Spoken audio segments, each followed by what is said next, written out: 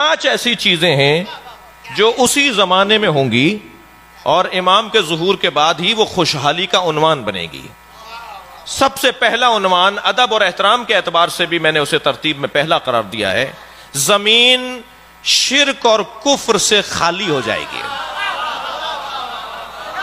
بھائی تھوڑا میں 5 مضمون بیان کروں گا کہ ہوگا کیا. سب سے پہلا عنوان یہ ہے کہ زمین شرک اور کفر سے خالی ہو جائے گی اور دنیا میں کوئی شخص باقی نہیں رہے گا جو موحد نہ ہو. دنیا میں کوئی شخص باقی نہیں رہے گا جو موحد نہ ہو. حجاج ابن یوسف کہتا ہے، راوی ہے اس روایت کا ابن حوشب. ابن حوشب کہتا ہے کہ میں ایک مرتبہ حجاج کے ہاں گیا. ظاہراً یہ متمول انسان ہے، حیثیت والا، مالی دنیاوی طور پر، اور ایسے لوگوں کو خاص مقام دیا جاتا تھا درباروں میں، ان کا خیال رکھا جاتا تھا. ان سے بات کرتے وقت بادشاہ بھی تھوڑی دیر کے لیے ان کی رعایت کرتا تھا، ان کی مراعات کرتا تھا. تو ابن حوشب کہتا ہے میں دربار میں پہنچا تو مجھے حجاج نے کہا کہ تم بڑی علمی اور قرآن کی تفسیر اور تعویل سے متعلق معلومات رکھتے ہو. ایک آیت نے مجھے تھکا ڈالا. کون کہہ رہا ہے؟ حجاج ابن یوسف کہہ رہا ہے ایک آیت نے مجھے تھکا ڈالا، مجھے اس کا حل نہیں مل رہا، مجھے اس کا جواب نہیں مل رہا. تو ابن حوشب نے کہا وہ کون سی آیت ہے؟ کہنے لگا وہ سورہ مبارکہ نساء کی 159ویں آیت ہے کہ جس میں اللہ ارشاد فرما رہا ہے. صلوات پڑھ لیں ذرا محمد و آل. آ جائیے آگے آ جائیے. ان اللہ ارشاد فرما رہا ہے ان من اہل الکتاب الا لیؤمنن بہ قبل موتہ ویوم القیامہ ویکون علیہم شہیدا. کوئی بھی اہل کتاب میں سے ایک فرد بھی باقی نہیں رہے گا جو اپنے مرنے سے پہلے اس پر ایمان نہ لائے اور عیسیٰ ان کے ایمان لانے کی گواہی نہ دیں. توجہ چاہوں گا عزیزان کرام. وہ کہتا ہے کہ مجھے اس آیت نے مار ڈالا، میں پریشان ہوں. یہ لاکھوں کروڑوں تعداد میں اہل کتاب یعنی یہود و نصارہ موجود ہیں اور مر رہے ہیں اور یہ دنیا سے جا رہے ہیں، یہ تو ایمان نہیں لے کر آ رہے. تو میرا دل کرتا ہے کہ ان کے گلے کاٹ دوں. قیامت سے پہلے، اپنے مرنے سے پہلے یہ مگر نہیں ہوگے کوئی اہل کتاب، قیامت سے پہلے نہیں ہوگا کوئی اہل کتاب یعنی نصارہ اور یہود و نصارہ، مگر یہ کہ وہ ایمان لے آئیں بہی کسی کے اوپر. اب کہنے لگا اس سے مراد قرآن ہے، اللہ مراد ہے کسی پر، اور پھر عیسیٰ آ کر ان کی ایمان کی گواہی دیں. تو ابن حوشب نے کہا اس میں پریشانی کی کوئی بات نہیں ہے. یہ آیہ کریمہ آخری زمانے میں ظاہر ہونے والے مہدی کے بارے میں ہے اور یہود و نصارہ سب امام مہدی پر ایمان لے کر آئیں گے اور حضرت عیسیٰ ان کے ایمان کی گواہی دیں گے. دنیا میں کوئی غیر موحد نہیں رہے گا، دنیا میں کوئی مشرک نہیں رہے گا. تو ایک مرتبہ بیٹھا ہوا تھا، ذرا سنبھل کر بیٹھا اور کہنے لگا ابن حوشب یہ کہاں سے لے کر آئے ہو بات؟ یہ نئی بات کہاں سے لے کر آئے ہو کہ آخری زمانے میں مہدی پر عیسائی بھی اور یہودی بھی سب ایمان لے آئیں گے اور ان کے ایمان کی گواہی حضرت عیسیٰ دیں گے؟ یہ کہاں سے لائے ہو بات؟ اس آیت کی تفسیر کہاں سے لے کر آئے ہو؟ کہنے لگے کہ میں علی ابن محمد سے سن کر آ رہا ہوں، یعنی امام زین العابدین سے. تو بے ساختہ کہنے لگا تم نے میٹھے چشمے سے پانی پیا ہے. تم سچ کہہ رہے ہو کہ یہ آیت اس کے علاوہ کوئی اور حل نہیں ہے اس کا، کہ یہود و نصارہ میں کوئی شخص نہیں ہوگا قیامت سے پہلے جو اس پر ایمان نہ لائے.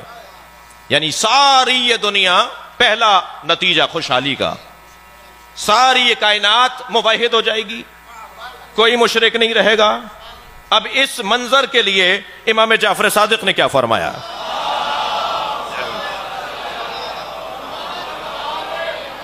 حضرت فرماتے ہیں حتی لا یکون الشرک علی ظہر الارض ولا یبقى فی الارض معبود دون اللہ من صنم ووثن. میرے مولا فرماتے ہیں اللہ اکبر، جب میرے قائم کا ظہور ہوگا تو زمین کے اوپر کوئی مشرک باقی نہیں رہے گا. چھٹے امام فرمانے زمین پر لالا وجہ الارض، زمین کے اوپر کوئی مشرک باقی نہیں رہے گا اور زمین کے اوپر کوئی معبود نہیں رہے گا سوائے اللہ کے۔ یہ پہلا نتیجہ ہے خوشحالی کا، یہ پہلا منظر ہے۔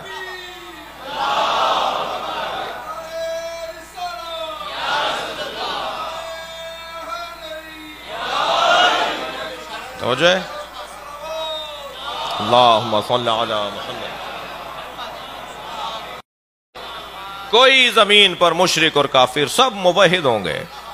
اور پھر بے ساختہ ابن حوشب نے کہا حجاج ابن یوسف کو جواب دیتے ہوئے کہ یہ جو قرآن نے کہا ہے نا لِيُظْهِرَهُ عَلَى الدِّينِ كُلِّهِ، نبی کا دین تمام ادیان پر غالب آ جائے گا، یہ وہی منظر ہوگا جب مہدی ظہور کریں گے اور دنیا کا ہر عیسائی اور یہودی سب ان کی بیعت کرے گا۔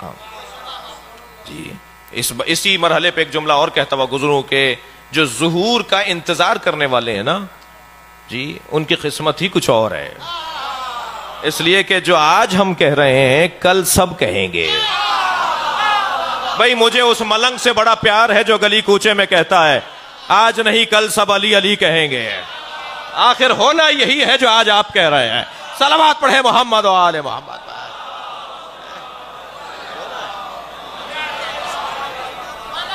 پہلا دوسری خوشحالی کیا ہوگی، دوسرا کیا منظر بنے گا اس وقت میں؟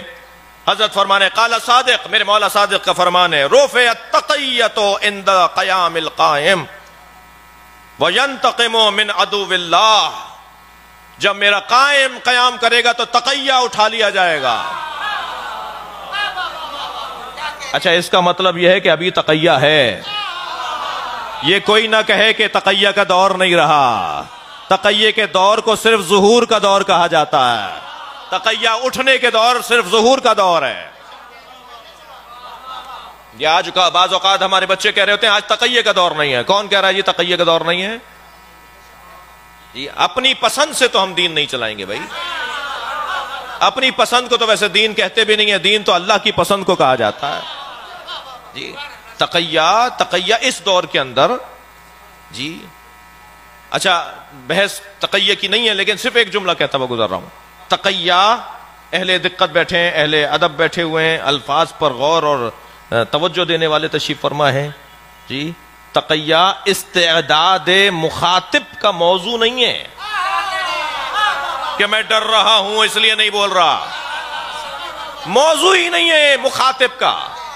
تقیہ استعداد مخاطب کا موضوع ہے، سامنے والا اس قابل نہیں ہے کہ حق بات بتائی جائے، اسے تقیہ کہا جاتا ہے۔ صلوات پڑھیں محمد و آل محمد پر۔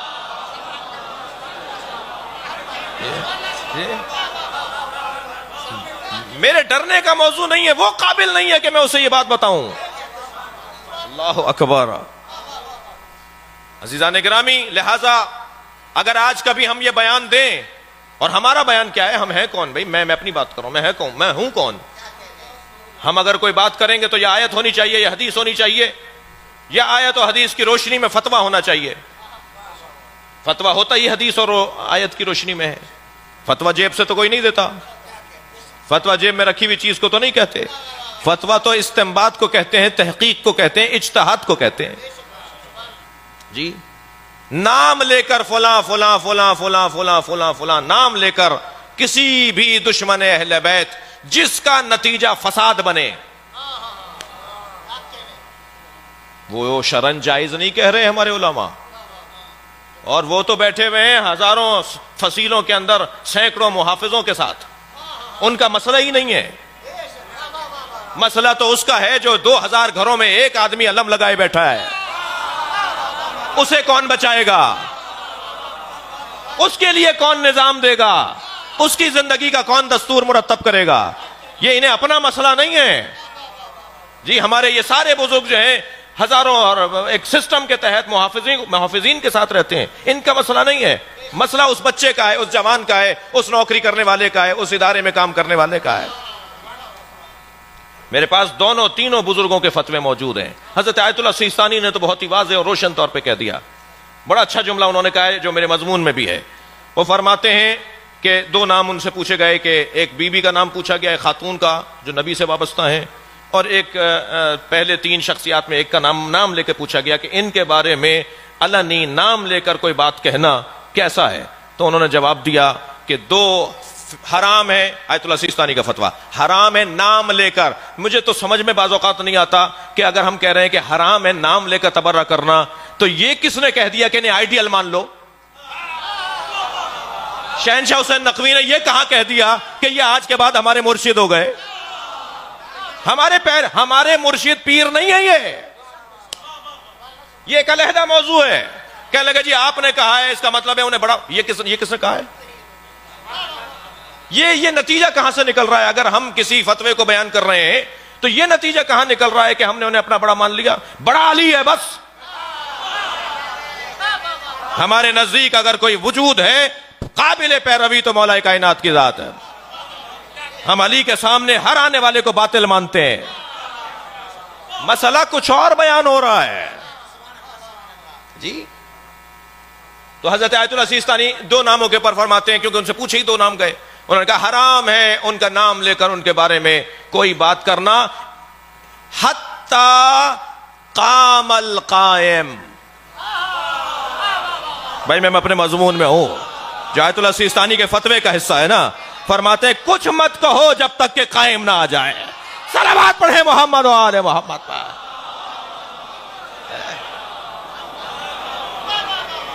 اس سے بلند اور بہتر صلوات ہدیہ کریں گے.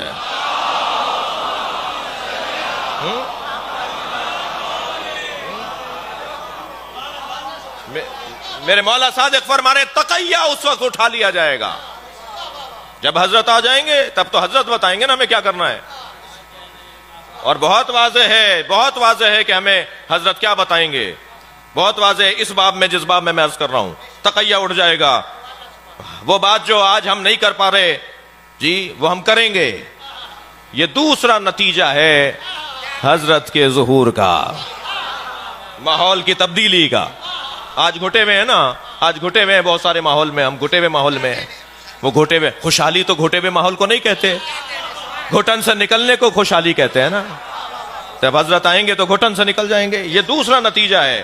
اور تیسرا نتیجہ سنیں. فرماتے ہیں کہ عقل، وہ عقل نظری ہو یا عقل عملی ہو. عقل کی 2 قسمیں، ایک عقل عملی ہے، ایک عقل نظری ہے. اچھی رائے دینا، عقل مندانہ بات کرنا، یہ عقل نظری ہے. اور اچھا قدم اٹھانا یہ عقل فعلی اور عملی ہے. کوئی ایک اچھا قدم اٹھائے، اس کے قدم اٹھانے پر لوگ تعریف کریں یا وہ ماحول کے لیے اور وہ ضرورت کا حصہ ہو تو کہا جائے گا یہ عقل عملی والا شخص ہے جی. عقل عملی والا شخص ہے. اور عقل نظری اچھا خیال، اچھے تصور. عقل عملی ہو یا نظری ہو، عقل کی کیفیت کیا ہو جائے گی؟ حضرت فرما رہے ہیں کہ یہ ایسے کمال پر پہنچے گی کہ تاریخ بشریت میں اتنی عقل نے کام کیا ہی نہیں ہوگا. 3 یا 4% عقل اگر استعمال ہو تو ارسطو بنتا ہے، سقراط بنتا ہے، ملا ہادی سبزواری بنتے ہیں، بڑے بڑے نابغہ روزگار بنتے ہیں. جب وہ 4% اپنی عقل کو استعمال کر رہے ہوں، جب حضرت ظہور فرمائیں گے تو 100% عقل کام کرے گی. 100% عقل کام کرے گی. خوشحالی کا عالم یہ ہوگا. اب وہ حدیث کا جملہ دیکھیں جو امام فرما رہے ہیں. فرماتے ہیں اذا قام قائمنا اذهب الله عن شيعتنا الآهة وجعل قلوبهم كدبر الحديد وجعل قوة الرجل منهم قوة 40 رجلا ويكونون حكام عرض. جب ہمارا قائم قیام کرے گا تو ہمارے شیعوں میں 4 صفتیں ایجاد ہو جائیں گی. چاہ رہے ہیں یہ بات کروں میں؟ جب حضرت ظہور فرمائیں گے، سرکار فرما رہے ہیں ہمارے شیعوں میں پھر 4 صفتیں ایجاد ہو جائیں گی. سب سے پہلی صفت ہمارے شیعوں میں یہ ایجاد ہوگی کہ ہمارے شیعوں میں کوئی غیر عاقل نہیں رہے گا. کوئی نہیں رہے گا جس کی عقل کام نہ کرتی ہو، جو عقل مند نہ ہو، جو ذہین نہ ہو، جو ہوشیار نہ ہو. سب سے پہلی صفت ہمارے شیعوں میں یہ آئے گی. فرماتے ہیں وَجَعَلَ قُلُوبَهُمْ كَدُبُرِ الْحَدِيدِ. اور دوسری صفت ہمارے شیعوں میں یہ آئے گی کہ ان کے جو دل ہیں نا وہ لوہے کی طرح سخت ہو جائیں گے, کسی سے ڈریں گے نہیں. جرت پیدا ہو جائے گی ان کے اندر ایک خاص توانائی ایجاد ہو جائے گی. وَجَعَلَ قُوَّةَ الرَّجُلِ مِنْهُمْ قُوَّةَ 40 رِجَالًا. 40 مردوں والی طاقت ایک مرد میں آ جائے گی. خوشحالی دیکھ رہے ہیں نا آپ جی. 40 انسانوں والی توانائی, 40 انسانوں والی قوت ایک شخص میں آ جائے گی. وَيَكُونُونَ حُكَّامُ الْأَرْضِ. اور یہ ہمارے شیعہ پوری زمین پر حکومت کریں گے. ساری زمین ان کی ہوگی, پھر یہ پوری زمین پر حکومت کریں گے. یہ تیسرا نتیجہ ہے اس خوشحالی کا, یہ تیسرا منظر ہے اس خوشحالی کا. چوتھا سنیں گے عزیزان گرامی, صنعت اور ٹیکنالوجی اور جدت اپنا ماضی بھلا بیٹھے گی. اتنی جدت ہو جائے گی کہ حضرت فرما رہے ہیں, اب حضرت کے جملے میں سنا دیتا ہوں حضرت کیا فرما رہے ہیں. حضرت فرما رہے ہیں اِنَّا قَائِمَنَا اِذَا قَامَ. جب ہمارا قائم قیام کرے گا, آئے گا, مَدَّ اللَّهُ شِیَتَنَا. اللہ ہمارے شیعوں کو وہ توانائی عطا کرے گا. فی اسمائہم, ان کی سماعت میں, فی ابصارہم, ان کی آنکھوں میں, ان کی آنکھوں میں وہ توانائی عطا کرے گا. حتی لا یکون بینہم و بین القائم. یہاں تک کہ ان کے اور قائم کے درمیان کوئی نہیں ہوگا واسطہ بننے والا, مگر وہ دنیا کے اس کونے میں بیٹھے ہوئے قائم کو دیکھ رہے ہوں گے, اور قائم جب ان سے بات کرے گا تو قائم کی بات کو وہ سنیں گے. صلوات پڑھیں محمد و آل محمد. جی جی. حضرت فرماتے ہیں شہر اتنے وسیع ہو جائیں گے کہ نماز جمعہ میں شرکت کرنے کے لیے تیز رفتار گاڑیاں بھی کند پڑ جائیں گی. جب لوگ نکلیں گے کہ ہمیں جمعے میں پہنچنا ہے, جمعے کا کتنا فاصلہ ہے جی, اتنے کم فاصلے شہروں کی وسعت کی وجہ سے, شہروں کی جدت کی وجہ سے تیز رفتار گاڑیاں بھی انہیں جمعے میں پہنچانے میں تاخیر کر رہی ہوں گی. فرمایا زمین کا کوئی ارض سہلا نہیں ہوگا. ارض صخرا ہوتا ہے پکی زمین, کچی زمین کو ارض سہلا کہتے ہیں. صخرا والی زمین یعنی جس پہ پتھر لگا ہوا ہے, پکی زمین, اور سہلا یعنی کچی زمین. فرما رہے کوئی زمین ارض سہلا نہیں ہوگی دنیا کے اندر کہ جہاں ہریالی نہ ہو. کثرت سے بارشیں برسیں گی. صلوات پڑھیں محمد و آل محمد. جی, کثرت سے بارشیں برسیں گی. کوئی زمین مردہ نہیں رہے گی, کوئی زمین بنجر نہیں رہے گی. ہریالی اور سبزہ ہر جگہ پر دکھائی دے گا. حضرت فرما رہے ہیں کہ لوگ دشواریوں سے نجات پا جائیں گے, لوگ آسانیوں میں زندگی گزاریں گے, اور کیفیت یہ ہوگی کہ خوشحالی ان پر حاکم ہوگی. کوئی بیمار اپنی بیماری کو رفع کرنے کے لیے دوا کا محتاج نہیں ہوگا, بلکہ صورت قائم کی دیدار کا محتاج ہوگا.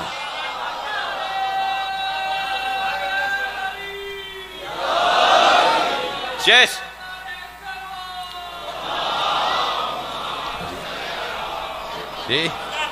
جب حضرت کے چہرے کو دیکھے گا تو بیمار شفا یاب ہو جائے گا.